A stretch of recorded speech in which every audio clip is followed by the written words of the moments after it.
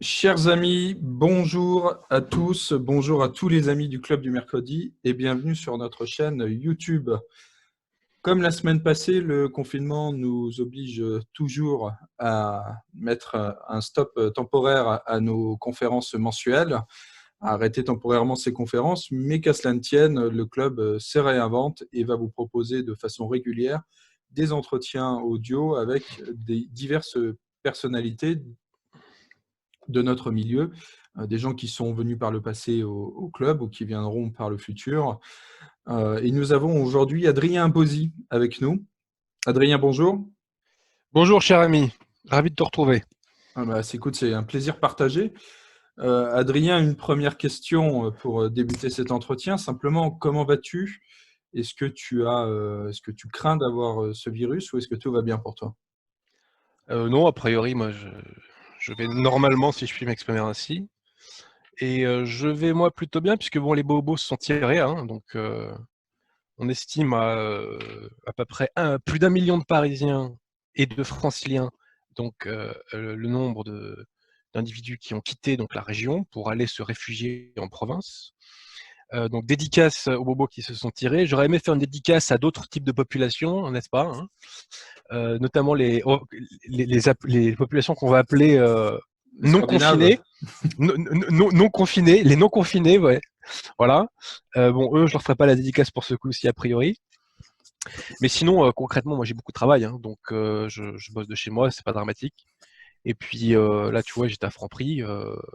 Pour l'instant, il n'y a pas de problème de ravitaillement, même les pâtes, il y a tout ce qu'il faut. Alors j'étais très surpris de voir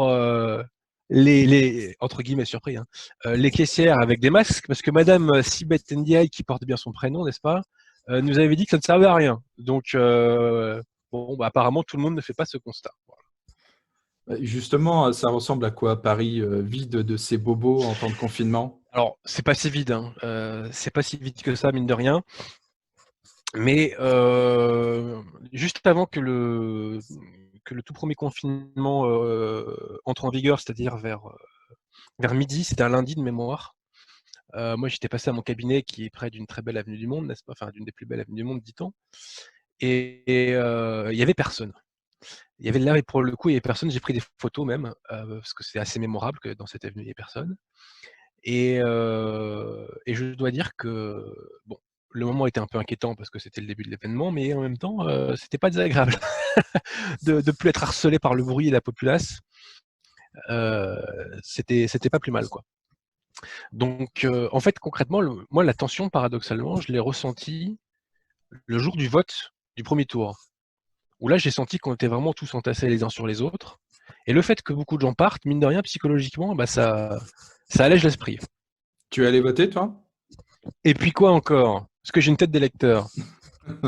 Dis-moi franchement. Non, je n'ai rien contre le vote en soi, bien sûr, mais concrètement, mes idées ne sont pas représentées, et encore moins à Paris, hein. Voilà, encore moins à Paris, hélas. Et vu la Ok. sociologie de la populace parisienne qui a voté à plus de 80% Macron, je crois, un truc comme ça, en 2017, tu t'imagines bien que c'est pas demain que une, comment te dire, une candidature viable pour Paris va émerger. Et là, je tiens quand même à faire une petite dédicace à tous les guignols qui tapent des mains, tu sais, à 20h. Je sais pas s'il y a ça dans ta ville. Bien sûr. Bah moi, j'ai envie de dire, bande de bip, vous avez voté pour qui? Voilà. Vous votez comme des tocards depuis des décennies. Vous votez pour des gouvernements qui nous font de la rigueur dopée par les prescriptions de Bruxelles, qui nous font de la rigueur budgétaire, et vous vous étonnez d'avoir des hôpitaux à l'asphyxie. Et là, quand on vous sort, quand on vous prend par les sentiments, vous allez applaudir comme des abrutis. Ça, je ne supporte pas. C'est un peu comme je suis Charlie en mode, j'appuie sur le bouton du conditionnement et j'adhère, tu vois. Non, ça, c'est insupportable d'hypocrisie. Les Parisiens qui applaudissent pour soutenir les médecins sont insupportables d'hypocrisie. Voilà. Il faut bien dire que c'est un petit peu compliqué d'assumer la responsabilité de ses actes, Ah bah, par les les temps qui courent, conséquences. semble-t-il. Ouais. Voilà. Parce que je précise, si tu me permets de citer saint Thomas d'Aquin, Ah, bien sûr. les effets ont des causes. Bon, donc si nos hôpitaux sont sous tension comme ils le sont, ça a des causes. Et l'une des causes principales, c'est qu'on a compressé depuis des décennies tous les budgets, y compris celui des hôpitaux. Et rappelle-toi quand même, pendant la période des retraites, pendant la période donc de la contestation de la réforme des retraites, on en a beaucoup parlé des hôpitaux. Il y a une vidéo qui a beaucoup tourné où il y a un médecin parisien qui sermonne Macron en lui disant que maintenant on est au bord de la rupture. Donc voilà, si nous avions eu des hôpitaux avec davantage de personnel et davantage de matériel, la crise aurait sans doute été beaucoup, beaucoup, beaucoup mieux gérée. On se rend compte que c'est un problème d'échelle européenne également. Tous les pays Bien sûr. européens sont touchés. Et puis dans la catégorie j'ai tout compris, dédicace à la Commission européenne qui s'est plaint, qui a osé quand même se plaindre de la fermeture des frontières, quoi. C'est extraordinaire de folie, quoi. Oui, mais Adrien, as-tu vu que Ursula von der Leyen nous apprenait comment nous laver les mains en entonnant l'hymne à la joie? Ça, c'est une mesure concrète. J'étais pas au courant de ça. Ah bah, tu regarderas, elle se lave les mains, elle entonne l'hymne à la joie, parce qu'a priori, c'est une formule magique, ça fonctionne mieux. Et donc, si tu fais ça, tu fous la frousse au Covid-19 et il ne vient pas vers toi. Et d'ailleurs, la Commission européenne a un petit peu disparu des radars médiatiques. C'est curieux, tu vois. Un petit peu comme les migrants d'Erdogan. On ne sait plus où ils sont. Ils ont disparu. C'est-à-dire que la Grèce était quasiment en état de guerre il y a 3-4 semaines de ça. Et d'ailleurs, grosse dédicace à l'armée grecque et aux Grecs de l'île de Lesbos. Franchement, bravo. Ils renouent avec la tradition de la bataille des Thermopyles en luttant contre l'envahisseur. Mais là, c'est pareil, ils ont disparu du radar médiatique. On n'en entend plus parler. C'est fabuleux. C'est fabuleux. Qu'est-ce qu'on disait sur les personnes qui n'assument pas la responsabilité de leurs actes? Ouais, bah voilà. Voilà, on boucle la boucle. Ouais, comme tu dis. Alors, avant de te suivre l'entretien, une toute petite parenthèse, et je m'adresse aux auditeurs. Vous allez peut-être, à un moment ou à un autre, entendre des perturbations sonores qui sont dues soit du côté d'Adrien, soit de mon côté, à des gestes qu'on pourrait faire ou simplement à une mauvaise captation à cause du débit qui est restreint du fait du confinement. Par avance, je m'excuse auprès de vous pour cette mauvaise qualité sonore. Néanmoins, il faut que vous sachiez qu'on ne prendra pas nécessairement le temps de retravailler l'audio de cet entretien. L'actualité est brûlante et les annonces se succèdent. Donc là, on enregistre en date du 27 mars. Édouard Philippe vient d'annoncer la prolongation du confinement.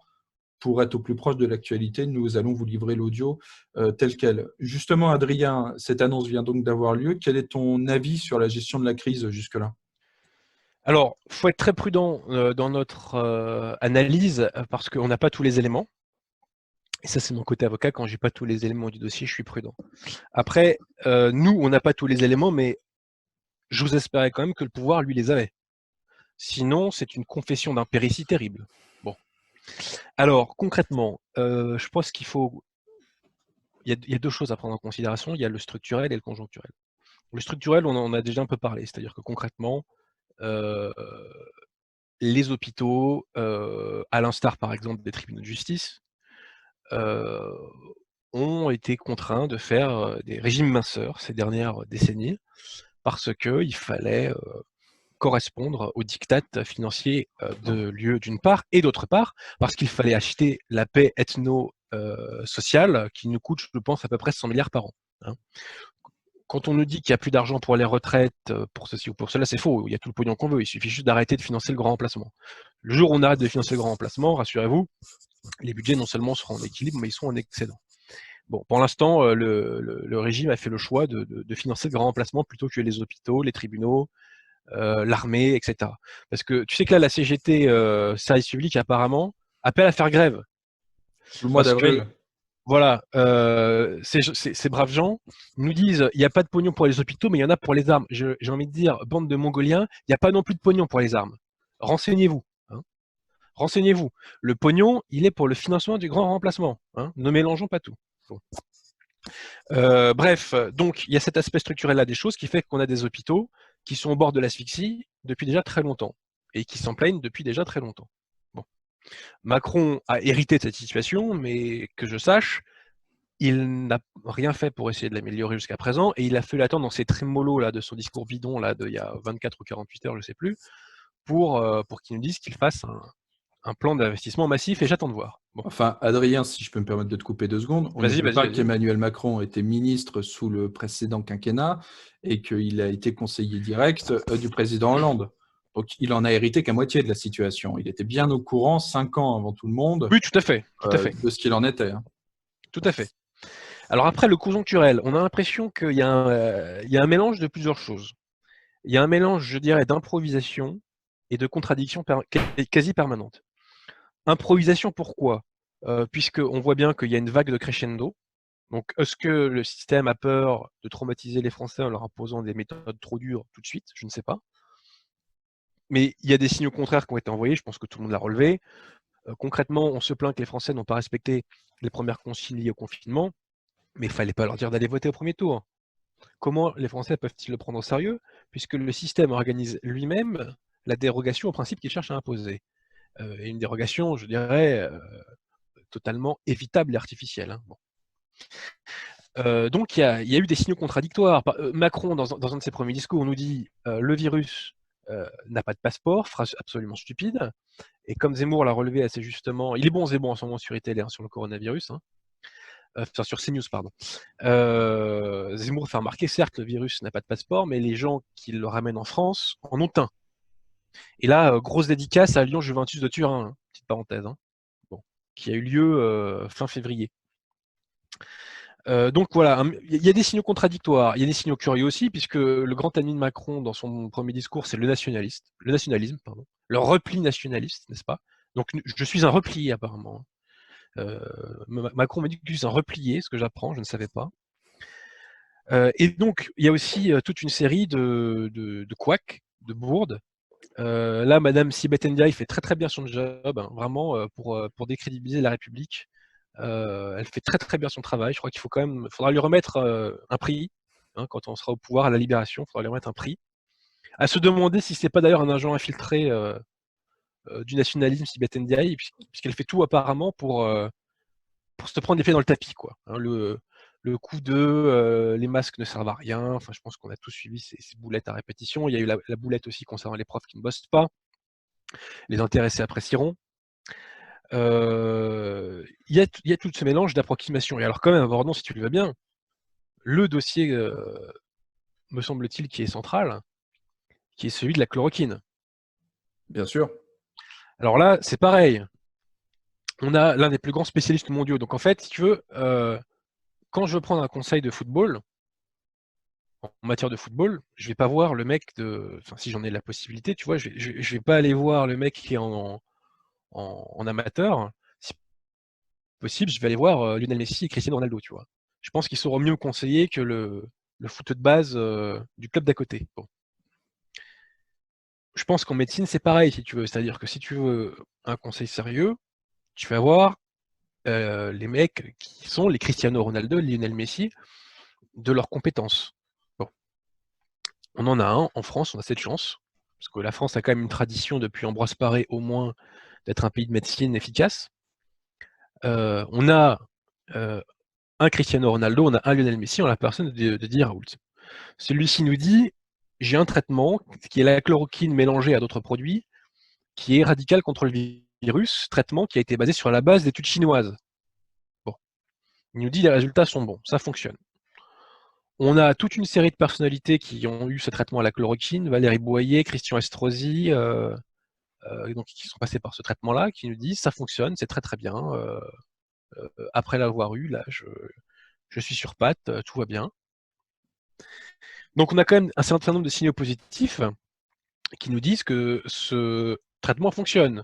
Et en gros, si tu me permets de poursuivre ma métaphore, Cristiano Ronaldo, pour l'instant, ne rate pas les penalties. Il les empile tous. Bon. Mais pourtant, le gouvernement fait tout pour ralentir l'utilisation de la chloroquine. Alors, nous dit-on sous l'influence d'un conseil d'experts. Alors, ce conseil d'experts a démontré la qualité de son expertise en préconisant d'aller voter le jour donc du premier tour des élections municipales. Voilà, donc ce sont des experts qui reprennent la tradition de Gamelin. peut croire. Hein. Et alors, ce conseil d'experts, si tu me permets, je vais lire un petit extrait du Canard, en date du 25 mars. Fais Tu donc. vois.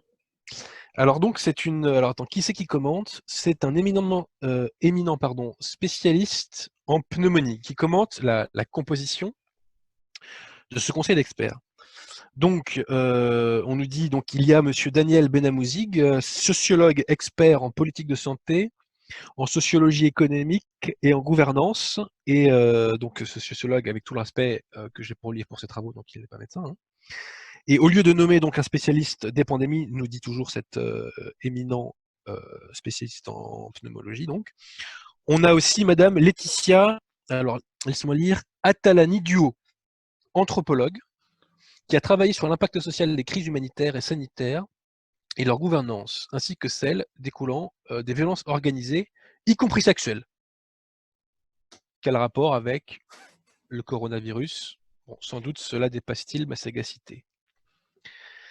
Ensuite, Monsieur Simon Cochemez, excellent spécialiste de la modélisation mathématique des maladies infectieuses, a travaillé sur la rage, la malaria, là j'arrive pas à lire, la dengue, j'arrive pas à lire, désolé, et la fièvre jaune. Tous ces gens brillants dans leur domaine ne sont pas indispensables, alors qu'il manque dans ce conseil un urgentiste, un pneumologue, puisque ce virus s'attaque aux poumons avant tout, et un radiologue, puisqu'on sait très bien que le scanner thoracique, permet encore mieux qu'un test de diagnostiquer la présence de ce virus. Voilà. Donc ça, c'est l'avis d'un spécialiste, encore une fois. On nous dit aussi qu'il y a des spécialistes du VIH et que bon voilà, le VIH c'est autre chose. Voilà.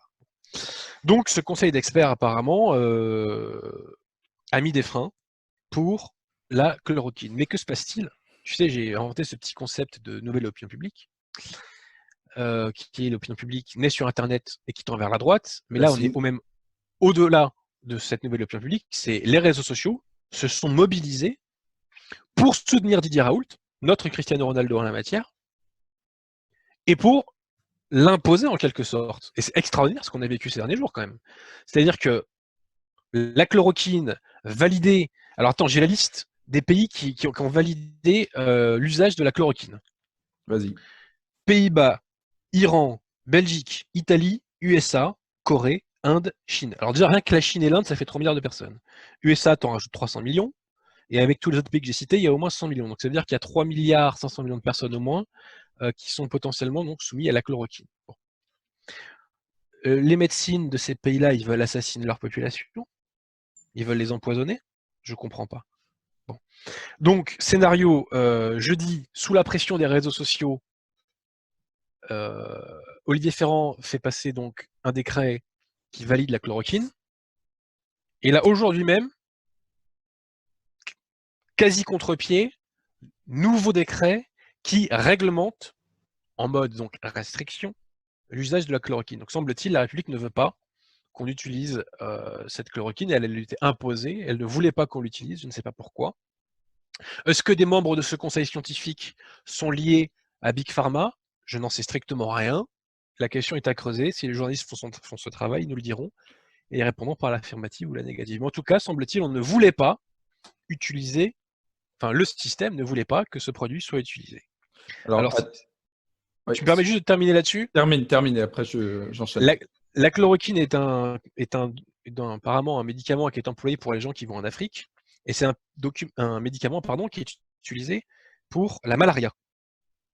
Et un médecin a fait remarquer que dans les pays où les gens sont traités à la chloroquine pour la malaria, eh bien, le coronavirus est très faiblement répandu. Alors je cite, hein, Bénin, Côte d'Ivoire, Togo, Ghana, Burkina Faso, Mali, Niger, Nigeria. Voilà.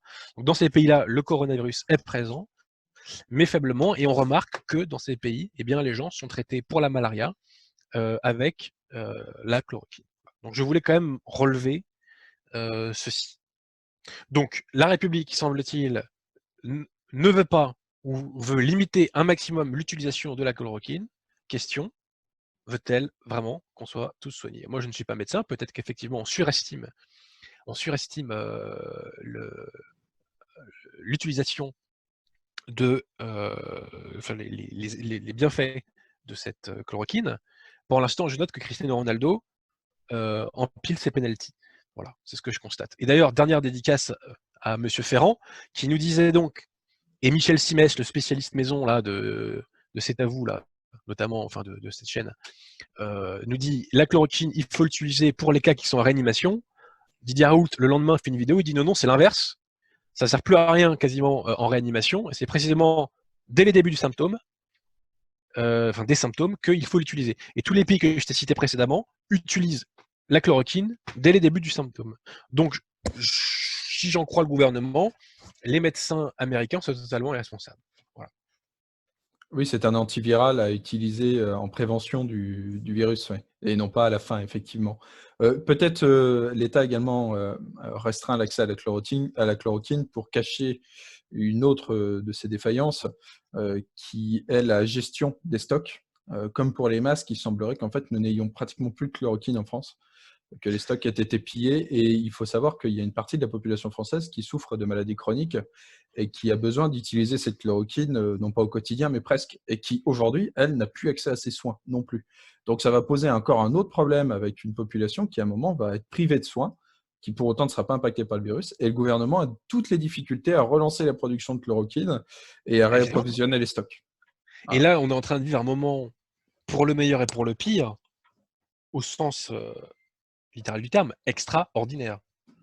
C'est-à-dire que la mondialisation, donc, qui a été une longue construction juridique et commerciale donc, depuis 40 ans, enfin pas loin de 40 ans, on va dire symboliquement depuis la chute du mur, à l'heure où on parle, je ne dis pas qu'elle ne va pas redémarrer, hein, je dis qu'à l'heure où on parle, elle n'existe plus. C'est complètement hallucinant. C'est-à-dire qu'aujourd'hui, moi j'ai un ami qui est de Dunkerque qui me dit aujourd'hui les bateaux viennent plus à Dunkerque ravitailler la France, quoi, concrètement. Et un très grand nombre donc, de productions qui étaient françaises fut un temps, eh ben, sont ailleurs. Et du coup, on n'est pas armé pour relancer les productions qui sont parfois d'intérêt national, comme celle que tu viens d'évoquer. Et en 2 semaines de temps seulement, depuis la mise en place du confinement en France, il a suffi de 2 semaines pour provoquer le début de la fin de la mondialisation à l'échelle européenne. C'est assez, assez époustouflant comme résultat. C'est-à-dire que quand même, là, c'est quand même ce qu'on est en train de on synthétise pour les internautes, nous vivions sur un château de cartes.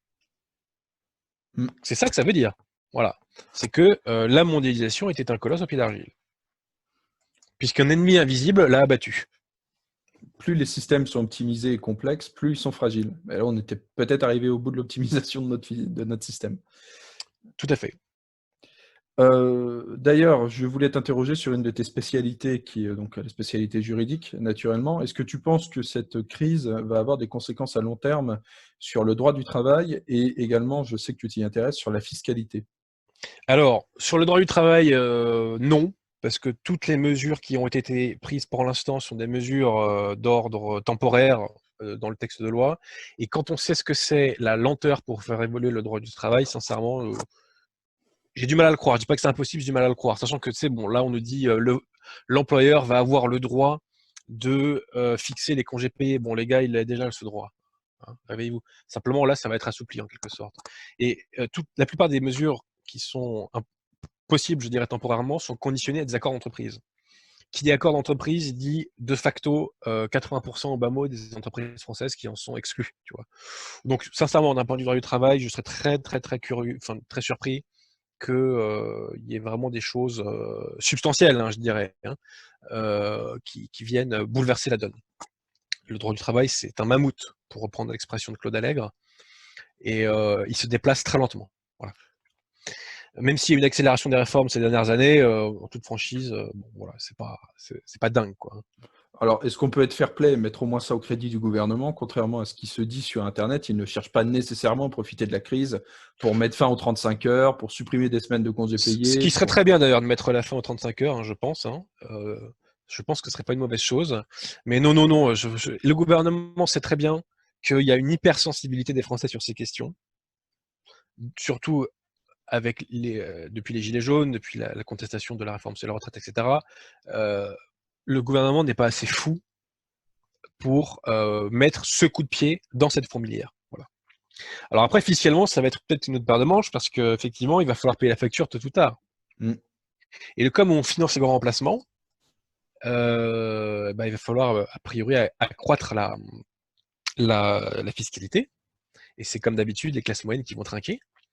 Et d'ailleurs, pour éviter que le système financier ne s'effondre, la BCE, dans un premier temps, a lâché 500 milliards. Et malgré ça, les taux italiens se sont envolés, les taux de la dette italienne se sont envolés. Et selon un ami qui bosse dans la finance, si les taux italiens atteignent 3% et demi, l'euro est terminé. L'euro est terminé. Parce qu'on rentre dans une nouvelle crise et l'Italie sera obligée de sortir. Bon. Donc, qu'a fait la BCE? Ils ont relâché 700 milliards d'euros. Voilà. Donc, pour l'instant, l'incendie est éteint. L'incendie financier pur, j'entends.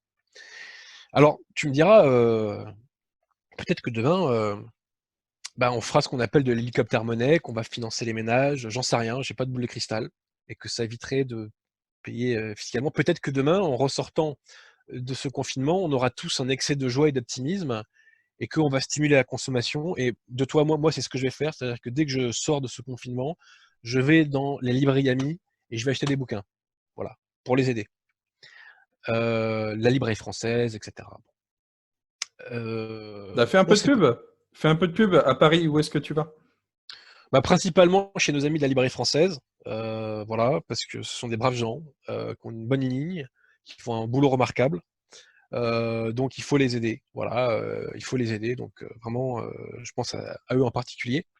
Mais tu vois, je pense aussi à nos amis du collectif Saint-Ambert Bellarmin qui ont une boutique en ligne. Il faut aider les braves gens. Et les braves gens, comme je l'ai dit dans la conférence qu'on a faite avec Pierre-Yves, il n'y en a pas beaucoup dans le milieu. Hein. Donc, enfin, dans le milieu. J'aime pas cette formule parce que j'estime ne pas appartenir à, entre guillemets, ce milieu, à ces cercles, on va dire. Voilà. Donc, on ne sait pas trop quelles vont être les conséquences fiscales, mais je précise un truc. La France, en gros, c'est 2500 milliards de PIB. On n'a jamais créé autant de PIB. Jamais. Bon. On n'a jamais créé autant d'argent. Les services publics n'ont jamais été autant dégradés. Cherchez l'erreur. Il n'y a plus de pognon pour l'armée, il n'y a plus de pognon pour l'université, il n'y a plus de pognon pour l'éducation nationale, il n'y a plus de pognon pour les tribunaux, il n'y a plus de pognon pour les hôpitaux, je ne sais plus si je l'ai dit, et il n'y a plus de pognon. Mais il va où le fric alors qu'on nous prend? Il va dans le financement du grand remplacement. Alors, fut un temps, on nous disait, oui, il y a les intérêts de la dette. C'est vrai. Mais depuis maintenant plusieurs années, les taux ont extrêmement baissé, et voire ils sont négatifs, c'est-à-dire que quand on emprunte, ça nous rapporte du fric, tu vois. La vie était belle, hein, avec les taux négatifs. Donc principalement, c'est le financement du grand remplacement. Le jour où on ne financera plus le grand remplacement, mais il n'y aura plus de problème budgétaire en France. Il n'y en aura plus. Hein. Mais, tu sais qu'on a fermé les frontières. Donc on a aussi fermé les frontières avec la Hollande, qui était le principal lieu de ravitaillement pour l'économie parallèle des populations non confinées. D'où va venir leur pognon, de quoi ils vont vivre? Alors il y a les transferts sociaux, mais si on baisse les transferts sociaux, ça va peut-être mal finir. Tu anticipes ma prochaine question. Effectivement, ça va être difficile maintenant de faire des rallyes depuis des pays au sud de l'Europe avec deux voitures qui se suivent, qui traversent l'Espagne et qui ramènent des matières illicites, disons. Et ça va être également difficile d'aller jusqu'en Hollande pour eux. Et effectivement, ça va être intéressant de voir la réaction de la population qui appréciait consommer des substances récréatives et qui aujourd'hui va en être privée. Et encore plus, les Français de souche ne vont plus pouvoir vendre de la drogue aux racisés, tu vois. C'est vraiment, voilà, on va vivre une situation curieuse, hein, n'est-ce pas? Donc, quelles vont être les conséquences sur le terre-terre, n'est-ce pas? Quelles vont être les conséquences pour les bicraveurs? Est-ce qu'ils vont se reporter sur une nouvelle forme de délinquance? Enfin, est-ce que les Français de souche en particulier, n'est-ce pas, vont se rabattre sur des nouvelles formes de délinquance? Par exemple, des formes proches de la razzia, hein, tradition propre, n'est-ce pas, au catholicisme, hein, n'est-ce pas? Voilà. Je ne sais pas, j'en sais rien, j'ai pas boule de cristal, il faut souhaiter que non. Mais en tout cas, là, cette question va être, je pense, plus explosive que jamais. Et d'ailleurs, le Canard qui fait bien son boulot en ce moment, tu sais, a relevé donc une discussion avec Laurent Nunez notamment, qui nous dit qu'en gros, le confinement en banlieue est très allégé. Ce qu'on avait remarqué, hein, quand on avait vu, alors c'est pas à la banlieue, mais on se comprend, les images du marché de Barbès, on voit que certaines populations ne se sentaient pas concernées par les prescriptions légales françaises. Voilà. C'est un constat qu'on a tous fait. Même quand elle est faite pour leur santé. Hein. Est-ce que tu anticipes d'autres troubles sociaux potentiels? Je pense que, tu sais, quand on a fait cette conférence avec Pierre Vaugeron, j'ai évoqué une chose, que les Gilets jaunes étaient une leçon d'humilité en ce sens que personne ne l'avait vu venir et que c'est le retour, enfin c'est pas le retour, mais c'est l'illustration de l'imprévu dans l'histoire. Et là, on a enchaîné avec un deuxième imprévu de malade, qui est le coronavirus, qui a mis à terre la mondialisation. Donc en termes de prévision, franchement, je m'y risque de moins en moins, dans un sens positif comme dans un sens négatif. Il faut être extrêmement prudent en la matière parce qu'il y a toujours quelque chose des nouveaux facteurs qui peuvent venir totalement remettre en question, remettre en cause des prévisions qui a priori semblaient extrêmement probables, voilà, dans leur réalisation. Je me souviens que lors de cette conférence avec Pierre-Yves, au moment où on évoquait les possibles perturbations politiques pour les années à venir, les changements politiques, tu faisais justement état du fait que l'histoire nous réservait quelques surprises et que en l'état actuel, donc au mois de février, au moment où tu es venu nous tenir cette conférence, à l'état actuel, il ne risquait pas d'y avoir trop de changements. Et Emmanuel Macron avait à l'époque gagné d'avance sa réélection.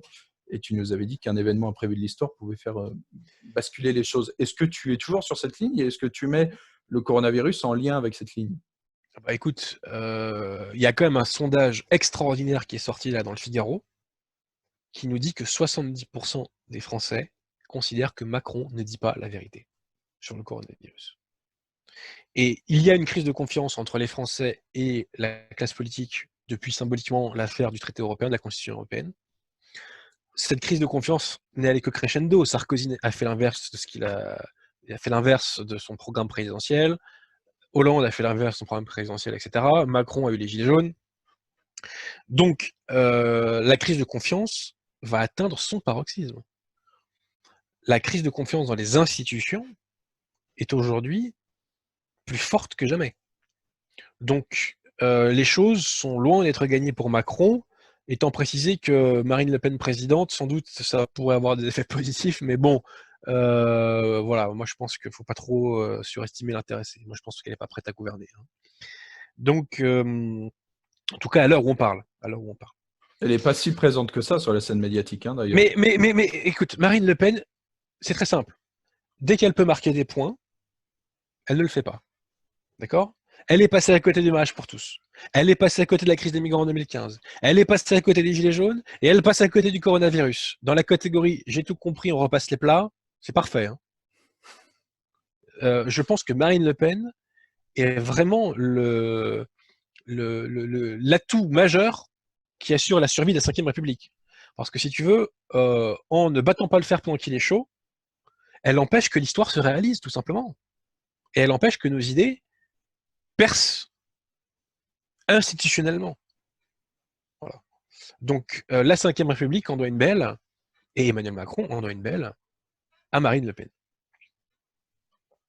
Qu'est-ce que tu penses du comportement des Français jusque-là, comportement collectif, le respect du confinement, qui est quand même respecté par Oui, oui. 95%, 99% de la population? Alors je dirais, alors ça dépend ce que tu entends par population et qui tu mets dans, population française, voilà. Je Qui parle apparemment, évidemment des campagnes, hein. Je parle des campagnes oui, oui, oui. profondes françaises, bien sûr, hein. Je parle de la Creuse. Bah, disons qu'effectivement, le peuple français, je pense que globalement, est respectueux des mesures. Voilà. Donc de ce point de vue-là, il n'y a pas grand-chose à dire. Et même, m'a-t-on dit, alors là, c'est vraiment un point à vérifier. On m'a dit qu'il y avait même de la délation entre guillemets de gens qui balançaient parfois leurs voisins pour non-respect du confinement. Tu vois. Oui, oui, oui. Donc là, c'est pas de la faute à Pétain, hein, a priori. Hein. Mais donc on voit bien que les Français quand même prennent à cœur cette question donc du confinement. Voilà. J'aurais aimé qu'ils prennent à cœur, tous ces braves Français, les questions essentielles à la vie de la nation bien plus tôt. Hein. Mais bon, passons. Non, mais le peuple français, de ce point de vue-là, je pense, se comporte bien. La vraie question qui va se poser, c'est l'après, si tu veux. Moi, la question que je me pose, j'ai pas la réponse. J'ai des espoirs, mais j'ai pas la réponse. Je peux pas répondre avec certitude en étant catégorique. C'est la question à 10 000 $, c'est dans quelle mesure le peuple français va-t-il ouvrir les yeux sur le caractère anti-français du système? Voilà. Et l'affaire de la chloroquine, j'espère, va ouvrir des yeux. Mais les gens sont manipulables. Le peuple est manipulable. Je suis manipulable. Moi, je vais te dire, hein, j'ai cru tout ce qu'on me disait sur le corona, comme quoi ça allait toucher personne, etc. Donc, nous sommes manipulables. Mais dans une certaine mesure seulement, et dans certains domaines. Moi, j'aimerais que maintenant, dans les domaines qui nous sont chers, les Français ouvrent les yeux. Et la question qu'il faut se poser, c'est à la fin du confinement, quelle sera la proportion de Français qui vont ouvrir les yeux? Voilà. Et ça, ma foi, eh bien, ça va être un enjeu majeur des semaines à venir.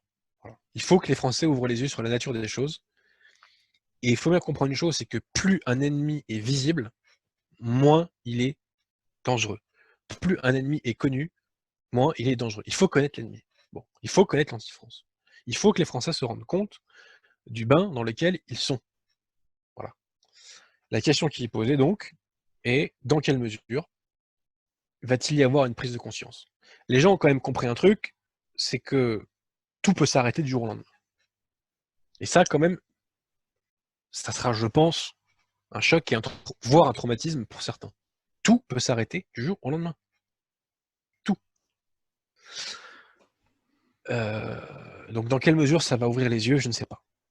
Je ne sais pas. Mais prions pour que les Français,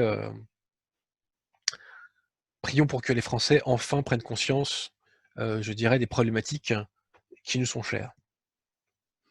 En tout cas, le comportement des Français et les événements jusque-là renforcent ton concept de nouvelle opinion publique.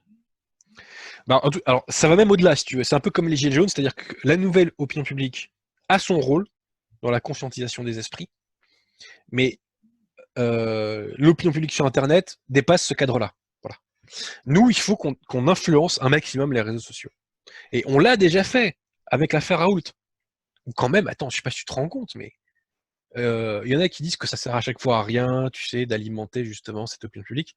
On a imposé la chloroquine, alors sous certaines restrictions certes, mais on l'a imposé au gouvernement quand même. Je répète, pour ceux qui n'auraient pas capté, nous avons imposé la nouvelle opinion publique et plus globalement l'opinion publique sur Internet. Nous avons imposé au gouvernement l'usage de la chloroquine. Pour le meilleur comme pour le pire, diront certains.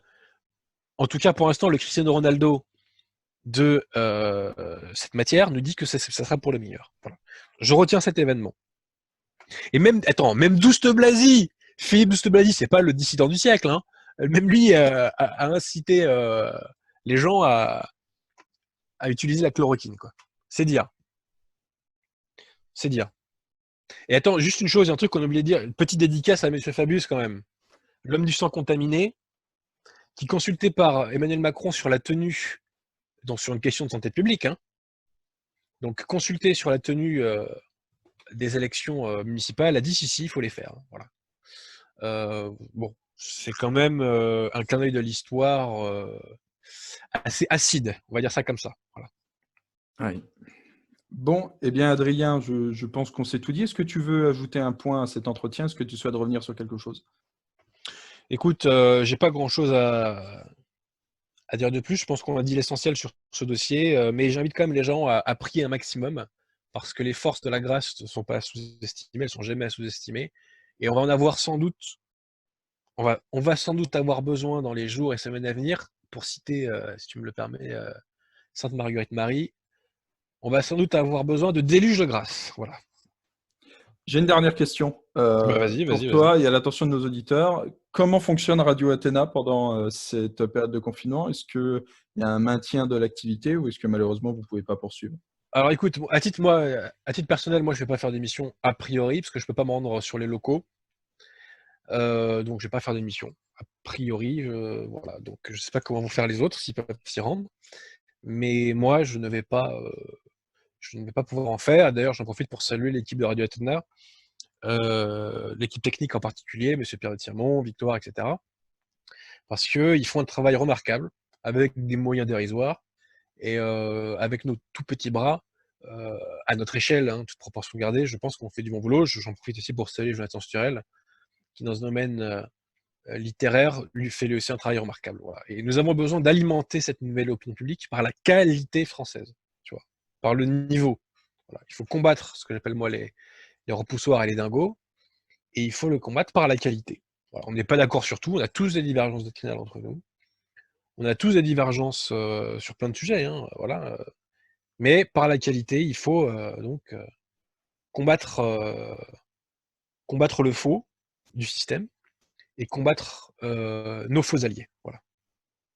Allez, et une toute dernière question, je te prends un petit peu au dépourvu pour fournir un petit peu de matière à réflexion pour nos camarades confinés. Est-ce que tu as une suggestion éventuelle de 3 livres ou même des chaînes YouTube à suivre ou à découvrir pendant cette période de confinement? Alors là, effectivement, tu me prends au dépourvu parce Ouais, que. je suis désolé, je te prends complètement au dépourvu. Et je Et je sais vais que te dire un truc, et c'est un scoop pour toi. Je n'ai pas encore lu de livre sur le coronavirus. Tu vois, sur cette question-là, je n'ai pas beaucoup à lire. Vous pouvez suivre Jonathan Sturel sur Facebook, qui est assez bon là-dessus. Attends, chaîne YouTube à suivre. Attends, celle de Didier Raoult. Ah, forcément. Celle de Didier Raoult. Alors, j'ai plus son nom exact. Je crois que c'est IHU Marseille, un truc comme ça. Mais ça se trouve facilement en 3 clics. Hein, voilà. Donc, mais sinon, moi, je recommande aux gens, charité bien ordonnée, n'est-ce pas, hein, je recommande aux gens d'aller revoir les rendez-vous de la littérature, parce que tout ce qu'on fait en matière de refrancisation va avoir des conséquences concrètes, donc peut-être dans les semaines et mois à venir. Si les semaines et mois à venir sont des semaines de conquête et de reconstruction, plus que jamais, il faudrait être solide culturellement et spirituellement. Tu vois, plus que jamais. Eh bien, nous allons conclure sur ces bons mots. Je te remercie, Adrien, de nous avoir accordé cet entretien. C'est un plaisir. J'espère pour nos auditeurs que la qualité du son sera satisfaisante.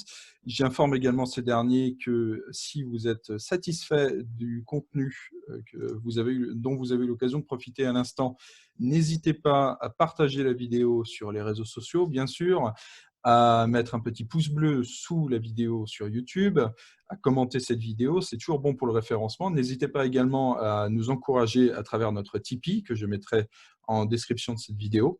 Et puis, n'hésitez pas également à vous rendre à la fois sur le Facebook d'Adrien Bauzy, à la fois sur la chaîne YouTube de Radio Athéna, et à la fois également sur notre chaîne YouTube pour retrouver nos précédentes conférences, notamment celles tenues avec Pierre-Yves Rougiron et Adrien Bauzy, la dernière qui est en ligne, ou nos précédents entretiens, notamment celui avec Nicolas Klein. Enfin, je vous informe que d'autres entretiens vont sortir dans les prochains jours avec des personnalités assez importantes. Je vous invite à vous abonner à notre chaîne et éventuellement à activer les notifications pour en être informé.